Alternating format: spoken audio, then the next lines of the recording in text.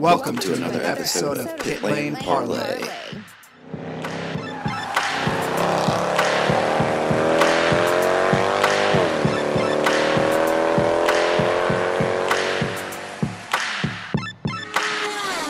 Welcome to another episode of Pit Lane Parlay. I am your host, Mike Jokum. Jess and Matt are joining me tonight. Guys, how are we doing?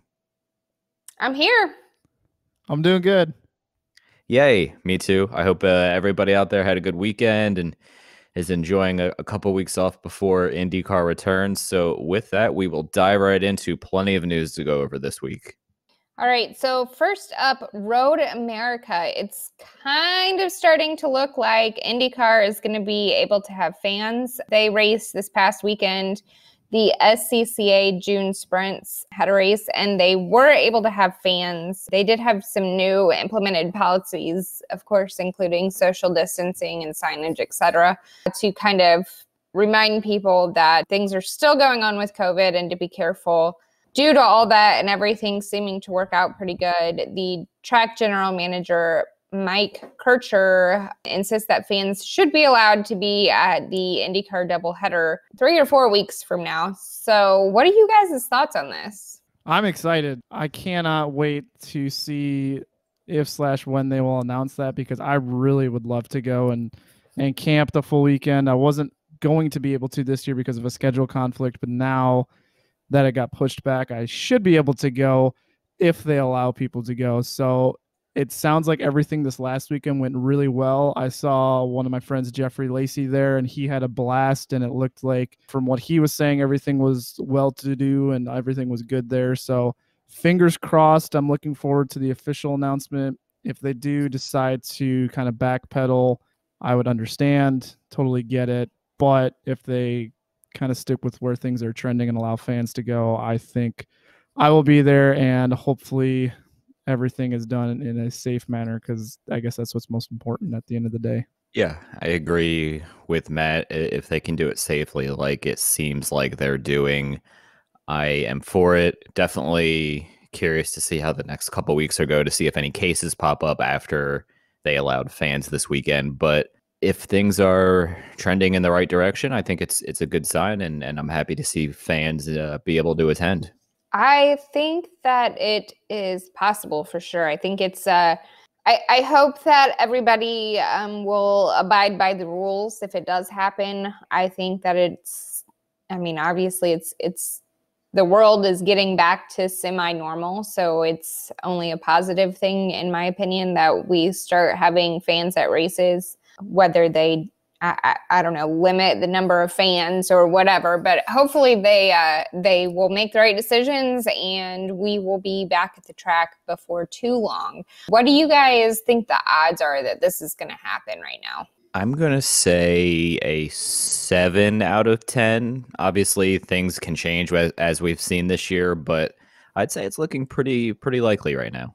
Yeah, I was thinking somewhere in the neighborhood of an 85% chance of fans being allowed.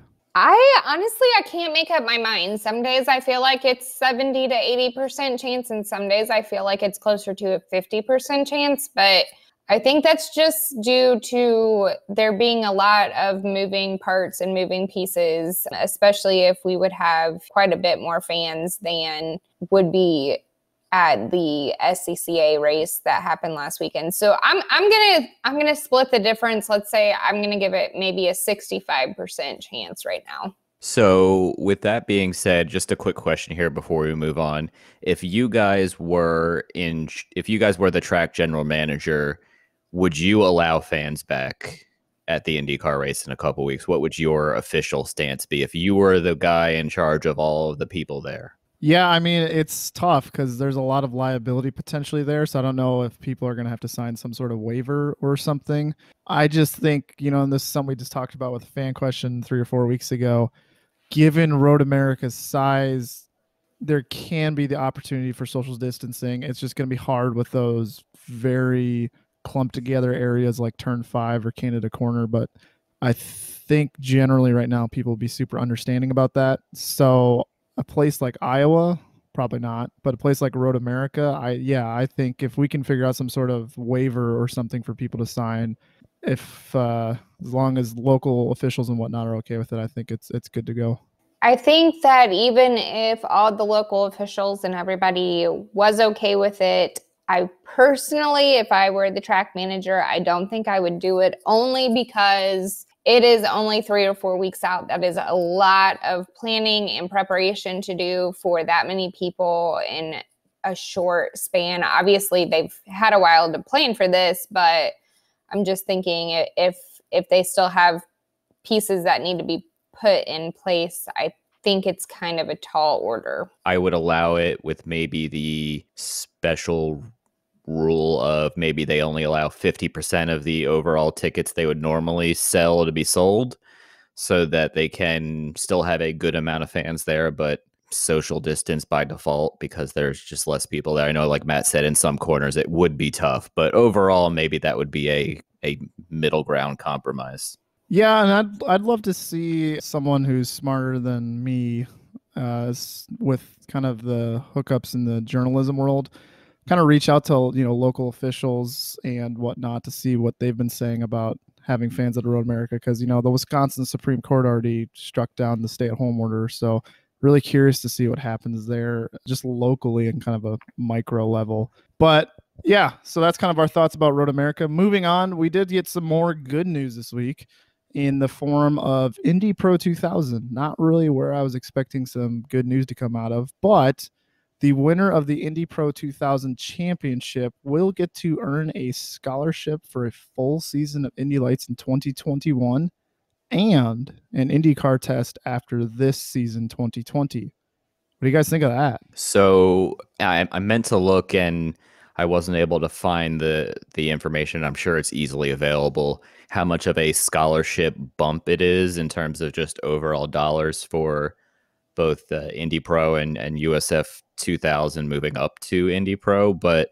I think it's pretty awesome that the fact that they get an IndyCar test and the USF champion gets an Indy Pro test. Any sort of experience you can get in that next car up is huge, and especially if it's Indy Pro getting an IndyCar test. Guys like who won the Indy Pro championship? Was it Kyle Kirkwood this past year? That would have been 2 years ago. Yeah, whatever. So either way, Kyle Kirkwood getting an IndyCar test before he gets his Indy Lights season would be really cool and a good way to kind of an early audition for IndyCar teams out there. I think that the scholarship is awesome. I'm going to say the opposite of you, though, on the IndyCar test. I think that it's kind of a big ask for somebody who hasn't been in lights to jump straight into an IndyCar.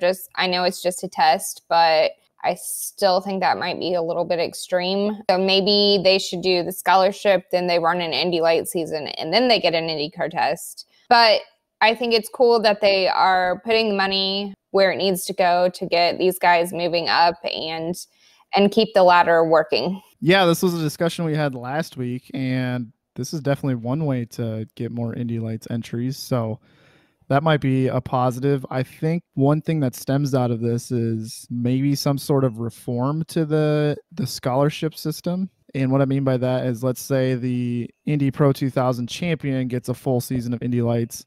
Maybe second place gets $350,000 towards an Indy Lights season, and then they kind of have to find the rest or something along those lines. I just think there's good, because we were talking about leader circle, and if IndyCar teams should field an Indy Lights entry, maybe there's an opportunity somewhere in there to add more scholarship money for certain drivers and whatnot. And I know that's another bill for Mr. Penske, but I just, spitballing some ideas to potentially boost Indy Lights, and I think this is a good one. Other news is that HMD and J. Howard Motorsports, who are both in the Road to Indy, came out this week and said that they are actually adding F3 programs to their schedule this year with the absence of Indy Lights.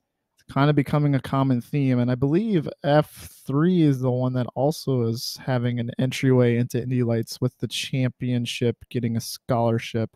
I'm sorry, the champion getting a scholarship. Good move, bad move for these two teams and maybe some of the others that are looking at this option? I don't think it's a bad move. I think there could be some bad consequences if, let's say, they have some accidents and tear up some equipment, it's kind of money down the drain. But I definitely think that it's the right thing to do, given that their season is not going to happen now. So I think that keeping their teams working and getting people some seat time is definitely a positive in my opinion. Yeah, especially when you consider that both HMD and Jay Howard are not big in terms of road to Indy teams. HMD is having both David Malukas and our pal Santi Urrutia drive in F3 this year. So that's, they almost have to be considered F3 favorites for the championship because of their road to Indy experience, which should add some potential to have some extra money for the team for next year. And Jay Howard, any experience a young road to Indy team can get with cars is definitely a good thing. So yeah, I'm pretty excited by it. I think it will draw some more IndyCar fans that follow the road to Indy closely, maybe to watch F3. I'm pretty sure it's available to stream online places, so should be pretty cool to see there. So go ahead, Matt. Sorry, I didn't mean to cut you off. That's okay. I'll come back to your point in a second. The positive thing I will say is I'm really glad for the teams and specifically the employees of the teams. So it sounds like they'll have stable work this year, which is definitely good. Nice for the employees to take home some money because these times are pretty uncertain right now. To touch on Mike's point, though, I'm wondering how quickly they'll get on their feet. It's not that I don't have faith in them. It's just, new car, new setups. I don't honestly know the F3 schedule off the top of my head. Mainly different tracks. So tracks they've probably never been to and other kind of variables thrown in the middle. So I do trust their abilities in the road to Indy. I just wonder how quickly they'll get up to speed in a brand new series for them. So I don't necessarily know if they'll hit the ground running per se. Yeah. So with that, we will move on here. Before we get to Stump the Host, a quick team pit lane shout out. First to Christian Denevsky. Also, thanks to my best friend, Jake Neely. And last but not least, Danny Vaughn, and to everybody who continues to subscribe. Thank you very much. You just named 2 podium finishers at our last race at Spa. Jake Neely finished second. Denevsky finished third. I won mainly because I didn't crash or have any sort of incidents. Because Jess watched. Yes, Jess was watching my good luck charm this week. Really appreciate it. Can you please continue to watch, especially in 2 weeks when we go to Singapore, because that race is probably going to be about an hour long. It is absolutely brutal. I mean, I'll turn it on and read my book. Does that count as watching? Yes. Yeah. And yes, my highlight of the race was actually Eau Rouge, the second and third turns of the race. Jake almost spun on the first lap and almost gave me a heart attack. Thankfully, he figured it out and I didn't hit anybody, but I was going to be so mad if my teammate took me out right away. Yeah, that was fair. I enjoyed watching you guys race last night. The PS4 crew on the F1 game last week, I am pretty sure David Lighting won again. I don't even remember where I finished. No, David Lighting didn't win. David Lighting didn't race. Frenchie won. Frenchie won. I'm so sorry. Guys, I don't even remember who races in our own league. But on Sunday, we had the Gran Turismo League, and Joey Haynes won again because he entered the race, and he just wins every race he enters. I came in last, so if you guys want to laugh at me, go right ahead.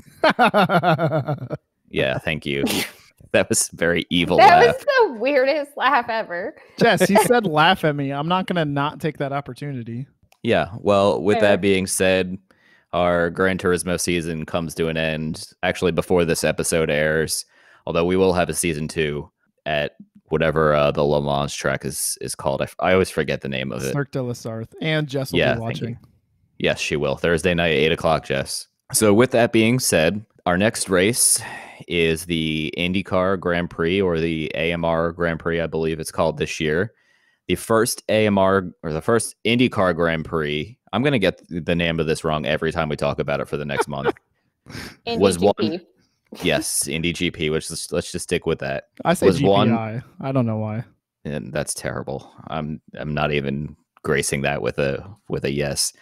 Was won by what driver and what sponsor did he run? It was one of my favorite liveries of the era a couple years ago. I don't know if Sorry. that gave away too many hints. I missed it. Did you say the first one? The first one. Okay.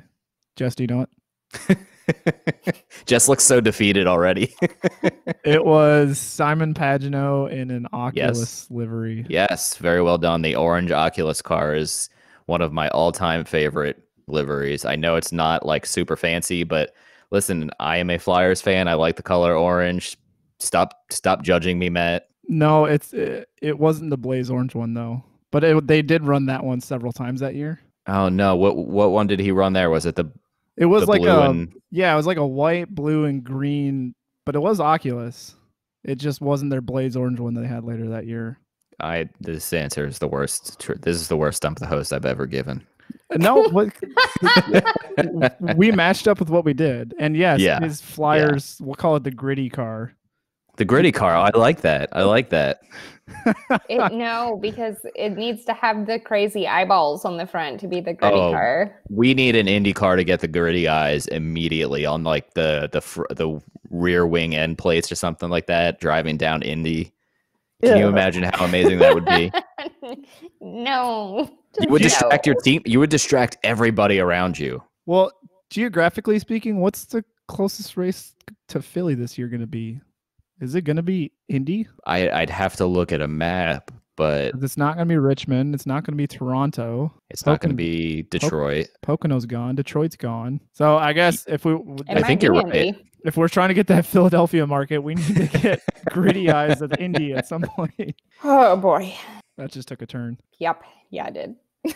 Fan question. First one comes from Brandon Ferris, also the manager of Asher's Racing Channel. So he wants to know, are there any changes to our Indy 500 predictions after Texas? Way too early to say. I think with there being almost 9 months off and very little practice, Texas isn't a great thing to base predictions off of. So I'm not gonna change mine yet. Mike, do you remember who us three said? I was honestly trying to figure that out. I want to say I said Dixon or Rossi. I said Jess Rossi. said Rossi. You said Dixon.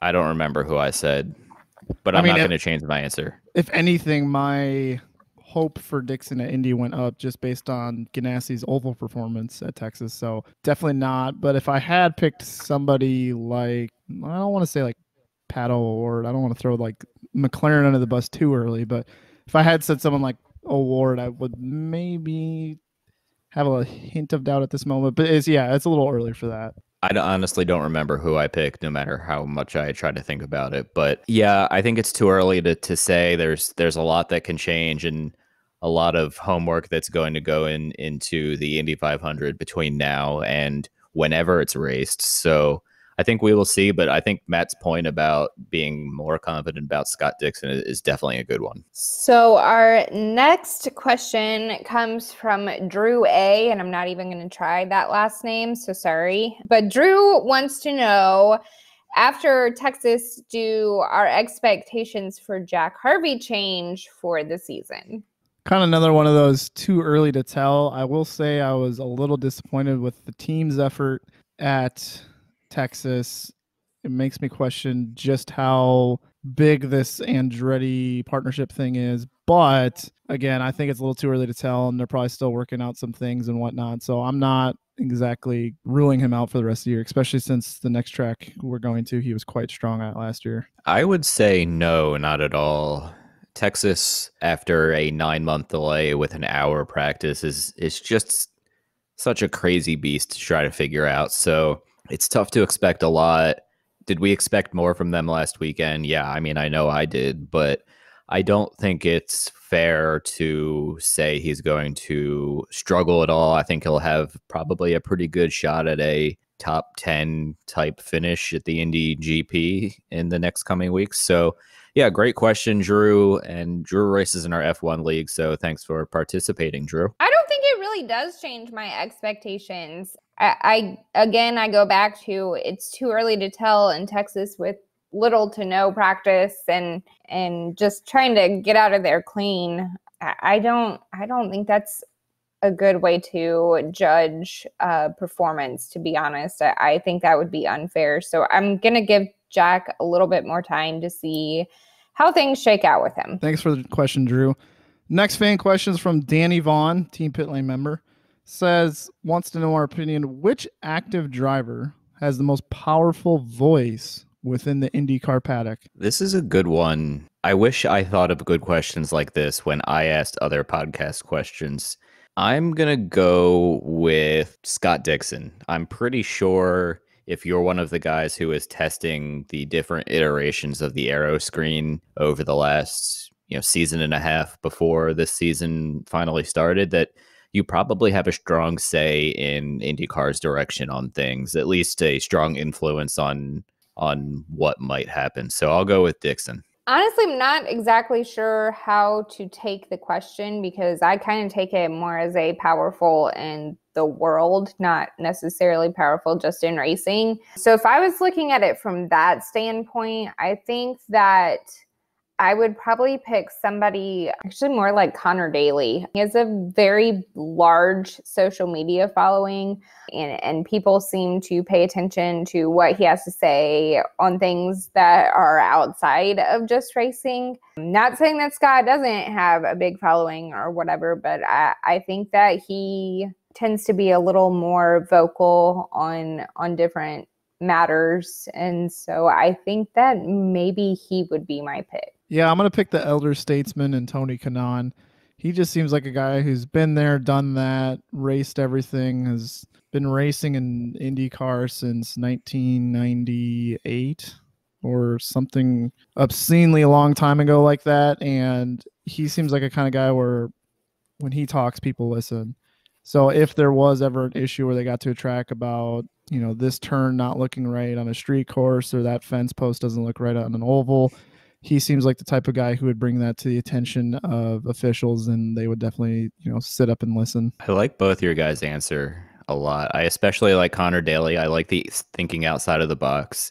And Matt, that was my second choice when I was debating on who to pick. So I'm going to give you guys the co-win on this question. I know we're not doing winners for this, but I'm going to inject some positivity into the fan questions here. So the last fan question comes from Elliot Cox, who's in the Xbox League, I think. Yes. So thank you, Elliot. He wants to know, what do we think of the longer term effect of the pandemic on IndyCar and future sponsorships? So this is a really good question. I think that it's still a little early to tell, but I can see it hurting sponsorships, especially. I know a lot of companies are struggling right now just to bring employees back, to not shut their doors. It's a really tough time financially for a lot of companies. And unfortunately, I can see that carrying over to sponsorships, and I can see it carrying over also to the series, and that people just won't have the money this year or next year maybe to go to the races because, the pandemic has unfortunately affected their jobs. So I hope that it's not a long-term thing, but I have a feeling that we haven't even scratched the surface on it yet. Yeah, not to get on too much of a tangent, but I think as far as the economy goes, I think the worst is yet to come. So I think you're 100% right. It's not something we're going to be able to gauge quite yet, just how severe the repercussions of the pandemic are. So as far as racing goes, we've already seen, unfortunately, in IndyCar, it hasn't been too bad quite yet. I'm anticipating some struggles here soon. But in endurance racing, we've already seen a big impact with Corvette withdrawing their entry. And then I think recently it was Porsche withdrawing their entry in IMSA, I think.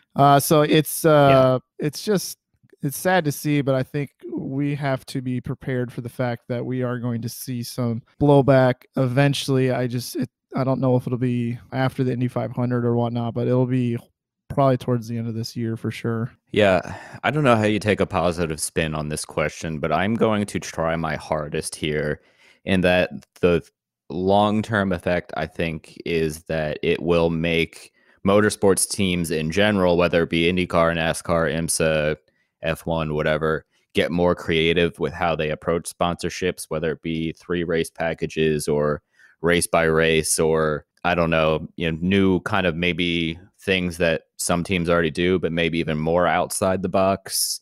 You get to sponsor the aero screen or the hospitality tent or something. I don't know. I'm spitballing ideas here, but I'm sure it will get, I think we'll see less full season sponsors like we've kind of all grown up seeing for the most part, and more creativity in how teams come up with their sponsor packages in general. So with that, we will dive right into everybody's favorite segment. And now it's time for Pit Lane Parlay's Pitfalls of the Week.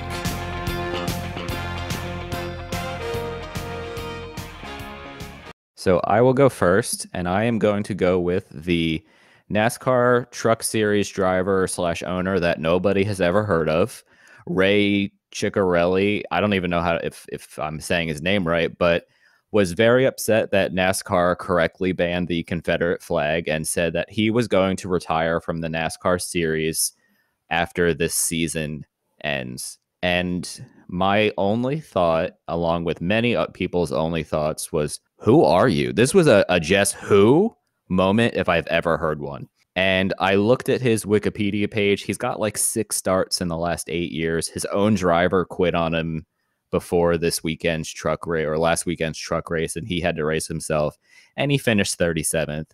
So I don't think anybody cares at all that this bozo is retiring from NASCAR after this year because of his silly thoughts. So I'll just leave it at that, and we'll call this the Just Who pitfall. Yeah, his PR person left him also. She also quit. So yeah, so I'll jump in here. Mine is just kind of funny. Honestly, I got way too much entertainment out of it. I have, I don't know, 40 some odd screenshots on my phone because as it was happening live, I knew that Twitter was going to swoop in and get rid of the account. So I wanted to make sure to have it forever. But on Twitter, what was that? Like last Thursday night or Friday night, something like that. There was an account called Fake Danica Patrick, and Fake Danica had an absolute meltdown the other night. I think it ended up being something like 50 some odd points before Twitter shut the account down, including but not limited to crapping on NASCAR, on getting rid of the Confederate flag, on Black Lives Matter as a movement, on specific people, specific drivers. I mean, just pretty much anybody you can come up with. The person that was in charge of that account, and no, I have no idea who it is, and I'm not even going to try to speculate, but that person just went off the rails and kept going with this specific intent of getting themselves canned by Twitter. And well, it happened. So it was just a lot. That's all. Now, I'm not trying to say anything, but if Mike Jokum were to make a burner account, would he call it Fake Mike Jokum? Fake host. He stole the words right out of my mouth. I'm not trying to say who is behind that account. I'm just saying. I guess my only thought on both of yours, which mine will be related to as well, is dang NASCAR and their inclusivity packages and processes and new rules and whatnot. How dare they? It's so annoying just to see the blow, or not, from what I've seen, the reception's been mostly positive. It's just the Fake Danicas and the Rays of the world who are mad that they're banning the flag of a losing nation. It really baffles my mind. And not a little bit mad, like totally off the deep end angry. Yeah, the Fake Danica meltdown when you started sending me screenshots and then I started following along was, I mean, mind-blowing. That's the only way I can put how I don't know the right word, stupid you can be. I mean, listen, if your goal is to if your goal is to get banned from Twitter, I mean, hats off to you because you succeeded. I just checked. It's not there. I mean, yay. If that's your goal in life, you have far too much time on your hands. Yeah, but on a positive note, great job to NASCAR. I thought you guys had a stellar week, yes. PR-wise. So I really appreciate that. Keep it up. I don't praise NASCAR too often. I love all the new initiatives. Matt's being positive during the pitfalls. This is very weird. And about NASCAR. I know. Yeah. but all the initiatives they're doing and whatnot, really appreciate that. So keep up the good work. So mine is also about something stupid from a website this time. So mine goes out to Auto Racing One. It's a website. For those who don't know, Auto Racing One was pretty cool when I was like 10 years old. And it was a great place for me to go to check out IndyCar rumors, because being in Minnesota, don't get too much outlets and information about IndyCar, and obviously social media wasn't a thing back in the day. I mean, my primary source was Auto Racing One and ESPN. Looking back on it, that's kind of a joke. Yeah. So yeah, Auto Racing One was pretty cool when I was 10 years old, and unfortunately their website still looks like it was designed when I was in elementary school. And so they put up a picture of Bubba Wallace with his I Can't Breathe Black Lives Matter shirt and his McDonald's car behind it. And the caption of the photo is, Bubba Wallace, driver of the number 43 McDonald's Chevrolet, wears a I Can't Breathe Black Lives Matter t-shirt under his fire suit in solidarity with protesters around the world taking to the streets, looting, burning, and killing innocent people in honor of George Floyd's death. Chris Graven at Getty Images. Oh my God. Could you think of a worse caption for a photo? That is Yikes. Horrendous. I mean, granted, 1% of maybe 1% of protesters have been, we'll say, breaking some sort of laws. But the other 99.7% of protests that I've seen, at least, have been very peaceful. So I think it's very unfair to generalize all protesters as taking the streets, looting, burning, and killing innocent people, because that's very far from the truth from what I've been seeing. So this was pointed out on Twitter by Liza Markle, and who did a very good job of exposing it and finding a couple others from their website, including one that said Martin Truex Jr. wearing a stupid mask with no one within 6 feet of him after he won one of the NASCAR races this year. Out of touch, not the best caption for a photo. You could just say Martin Truex with his grandfather clock trophy. That's what I would have said. I guess I don't work for Auto Racing One. If you two want me to start doing captions like this on our website, I guess I've been doing it wrong. So just feel free to point me in the right direction. Maybe. I think our website's probably too modern looking if you're asking me. It does look like it was not designed in a kindergarten class. So thank you. I'll take that as a compliment. Maybe the same person who's writing the captions was also fake Danica. And Ray Ciccarelli. Yikes. Maybe this is all the same person. It could be. This is a conspiracy. Uh-oh.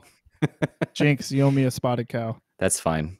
Yeah, this is so much yikes. This is like our pitfalls should just be named yikes this week because it's so bad.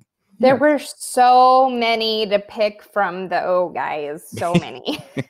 Yeah, it's embarrassing. I mean, the website's pretty embarrassing as it is, but good job for Liza and everybody who called them out. They pointed out a number of occasions in which they used pictures and stole people's captions or vice versa. I don't remember exactly, or kind of fudged the truth on things. So I don't know too much about Auto Racing One because thankfully I had better sources than that in Pennsylvania growing up, but yikes. I honestly don't have anything else to say. It's very embarrassing. That's probably why we haven't heard much from them this week. No. So with that, guys, I think that's about it for the week. Again, thank you to everybody for listening. Stay tuned to Matt and I on Twitch for the gaming stuff. And thank you for listening every week. Jess is going to tune in while she reads her book. She might put her phone on mute, but the view still counts, Jess. That's what's important.